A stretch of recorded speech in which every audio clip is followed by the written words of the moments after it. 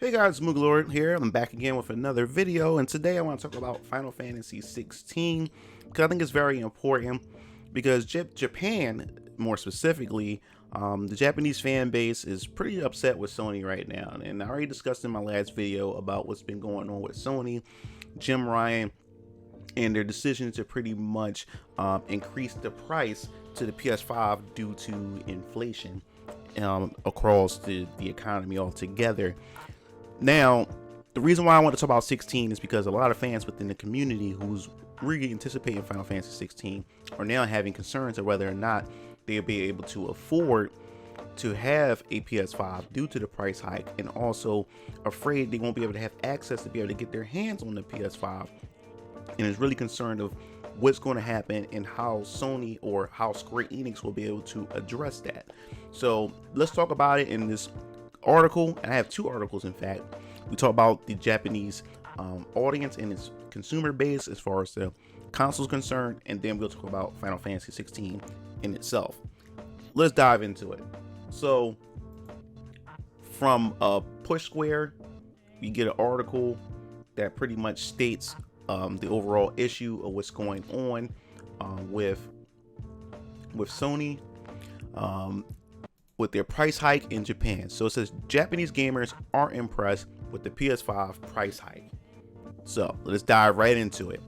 So many say they're simply giving up on the system, and now that's concerning. Really concerning for them to even say that. Sony's already having a horrid time in its home territory, but it looks like that the PS5 price hike could prove the straw that broke the camel's back in its domestic Japan. Like the rest of the world, apart from the USA, of course, Japanese gamers have been reacting to the console's revised price point, and many are simply giving up on the pursuit of the platform. And very so, justifiably so. A lot of people are still having issues getting the PS5.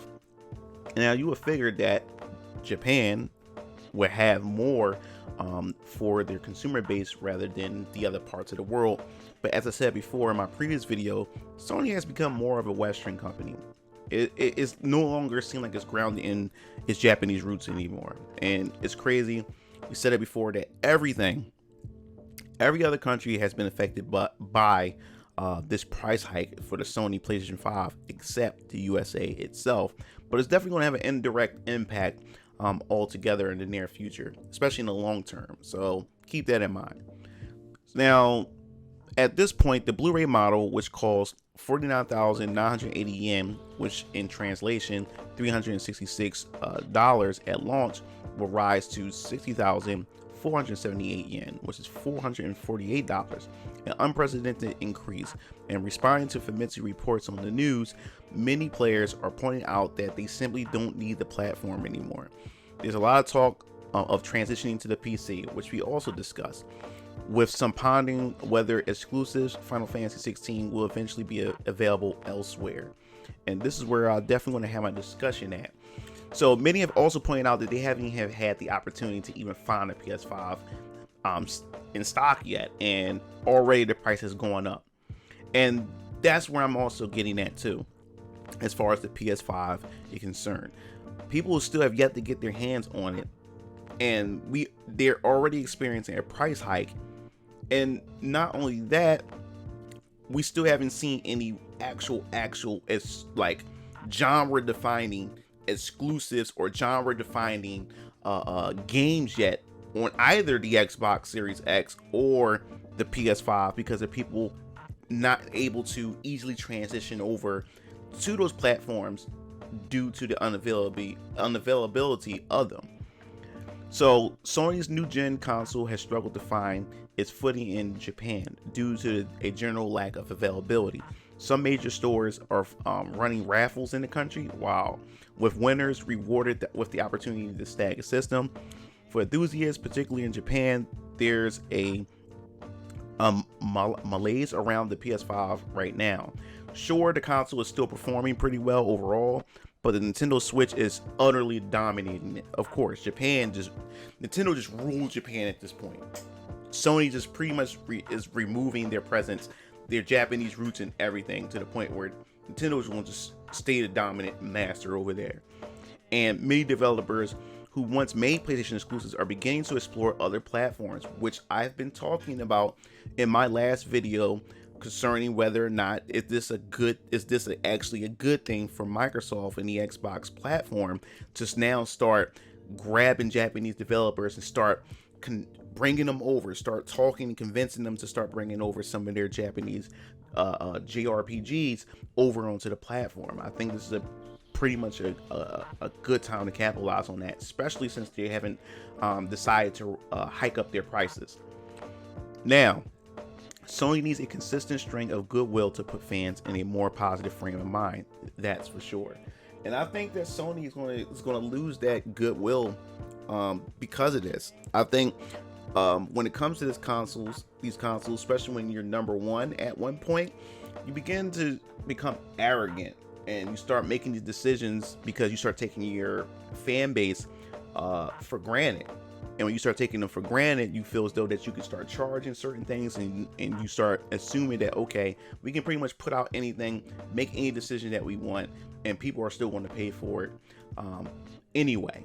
And now you're starting to see that, no, it's not working that way. But we're going to dive into this article because this is the main highlight I wanted to talk about. So after the PS5 price increase, Japanese Final Fantasy 16 fans want a PC version immediately. Final Fantasy 16 is reportedly a time exclusive to the PS5, but after the recent price hike, Japanese fans are demanding a PC version at launch. Sony's price hike is largely unprecedented in the industry. Citing supply and global inflation issues, Sony recently announced it was raising the price of the PS5 in several countries around the world. The United States is excluded, but the price hike differs from locations from Japanese fans, and PS5 bought now comes with a 20% markup from its original retail value. This no doubt seriously impacts anyone who has yet to get their hands on the PS5, as they are still difficult to get heading into its third fall/holidays season. So this is no doubt impacts games fans want to play. Jesus Christ, how are they writing it? Play and where they can play them. Like Final Fantasy 16, as reported by Games Radar, Final Fantasy 16 trended on Twitter in Japan following the announcement, with fans calling on Square Enix to bring it to PC. Some fans call for it to release on Steam, while others point it towards the Epic Game Store. But the general message is clear. Final Fantasy 16 fans want the game on a PC platform. They don't have to pay an increased price for it. Many also laminate how this change in price is also likely to stop them from playing the game, as having the funds and acquiring the console have become much more difficult. Many have compared such a move to the PC port of Final Fantasy VII Remake, which makes sense, though it's worth nothing that it came out much later than the base game. And a few others are calling for a PS4 release to counter this, which is even more unlikely than the PC availability at launch. Yeah, I mean, people are asking for the PS4. Now, I understand, because a lot of people don't have their hands on the PS5 and they still have a PS4. But this game on itself, I doubt the PS4 would be able to run this game unless they actually have to do a lot of scaling back in order to get this game to run properly. But at this point, are you truly getting that Final Fantasy 16, that true Final Fantasy 16 experience? That's the question. But PC is looking more and more likely. And the fact is that Sony had made this price increase. They really didn't take under consideration how it will affect the relationship with their developers, or developers they had close ties with, more specifically Square Enix themselves. So unfortunately, this is unlikely to happen. While the PS5 price could, theoretically speaking, somehow impact Sony agreement with Square Enix. Yes, like I said, there's clearly an agreement in place to ensure that Final Fantasy 16 releases on PS5 first. At the reveal, there was some mentions of PC that was scrubbed almost immediately after. It stands to reason that this Final Fantasy 16 is a time exclusive that could come to the PC after six months or up to a year, but neither Sony nor Square Enix have made the messaging around that clear, because it's not smart to even make a messaging like that, because then players wouldn't buy it for the PS5. People would just not buy it at all and just wait, and that could affect the overall sales and the exclusive agreement they have for the PlayStation 5 console. Not to mention, at that point, several PS5 players would have beaten the game, and the internet would no doubt be filled with spoilers. In other words, if someone doesn't have a PS5 and as a result of this price hike has to wait to experience the game, they are likely to be spoiled well before this time exclusive period is up. And this is why I don't like third-party exclusives. I really hate third-party exclusives. Like, first-party exclusives is one thing, because it's the studio themselves, they own these studios, and they have every right to keep it exclusive to their console. But third parties should never have time exclusives. Third party games should be available for everybody to be able to get their hands on this game, because this is ridiculous, man. It does remain to see how it will shake out, but it's perfectly understandable why many are unhappy with this announcement. However, understandable the announcement is in and of itself. So we're going to dive right into my thoughts and what I think about this predicament that Sony and Square Enix are in, especially with the PS5. Now, even though these situations are similar but also radically different from one another, it kind of reminds me of the whole thing between Nintendo and Squaresoft. Well, you know, they were named Squaresoft before the merger of Square Enix, but it reminds me with Square Enix and Nintendo back in the day in the early 90s when Nintendo was the dominant force, and mainly because Squaresoft was kicking out and releasing just phenomenal JRPGs. The Nintendo was known for JRPGs, award-winning, cult classic JRPGs for the Super Nintendo, and that was really what elevated Nintendo to remain dominant of that era. But the simple mistake that they made was that a lot of developers, more specifically Square Enix, had discussed with Nintendo and said, hey, I think it's a good idea for your next console to be CD based, because Sony over here is going to CDs and it's working really, really good for these guys right now. And a lot of Japanese developers are moving over there. Capcom, you name them, they all went over to the PlayStation because it was cheaper and they didn't have to deal with a lot of the restrictions that Nintendo had, since they had the dominance of the gaming market at the time. And since Nintendo and Square Enix had that close connection with one another, Square felt as though that, okay, they at least will take our suggestion under consideration to not go cartridge based. But did Nintendo do that? Of course not, because we've seen the results. The results is the Nintendo 64, which is fully cartridge based. And that was the straw that broke the camel's back for Square Enix, because Final Fantasy VII was supposed to be a Nintendo exclusive. It was only supposed to be for Super Nintendo, for the Nintendo. But because of that decision to go fully cartridge, disregarded their suggestion, and they decided to move over to a platform that allowed them to pretty much expand and to fully realize the game that they wanted to create with Final Fantasy VII. And the rest is history. And that's why Square Enix has always had a tight relationship with Sony ever since. And I see the situation kind of like the same thing with the price hike.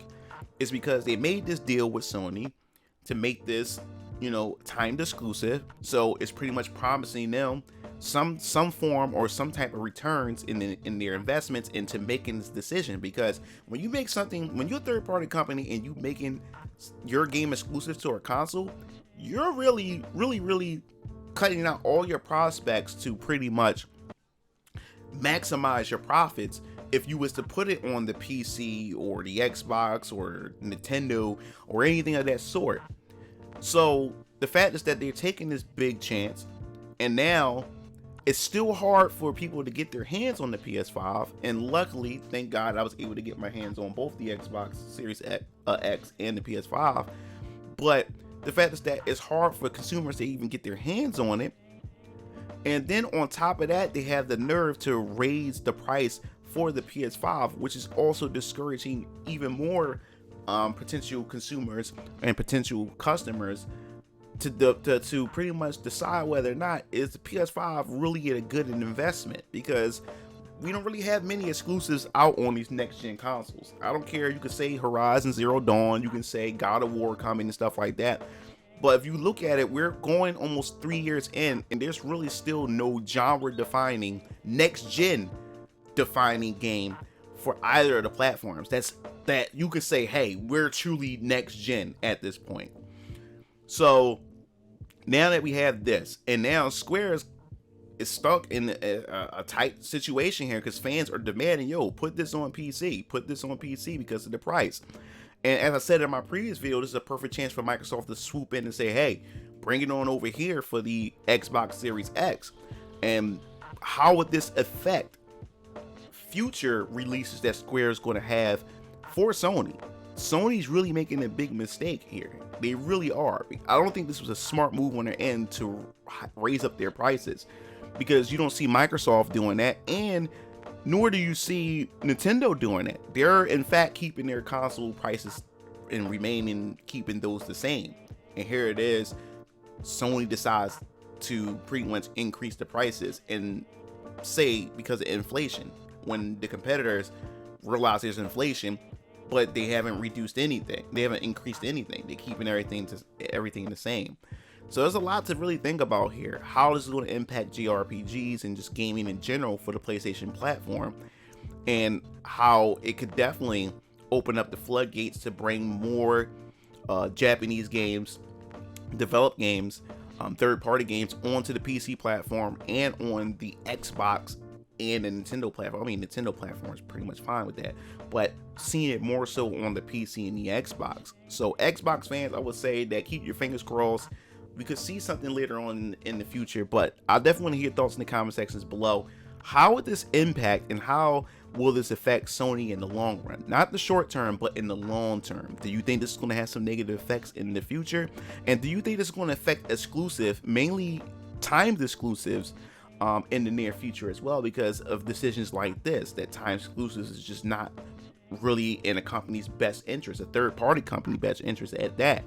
So definitely your thoughts in the comment section below. Definitely love to hear your opinions. If you like the video, hit the like button, hit that subscribe button, and also hit that bell to be notified for more RPG news in the near future.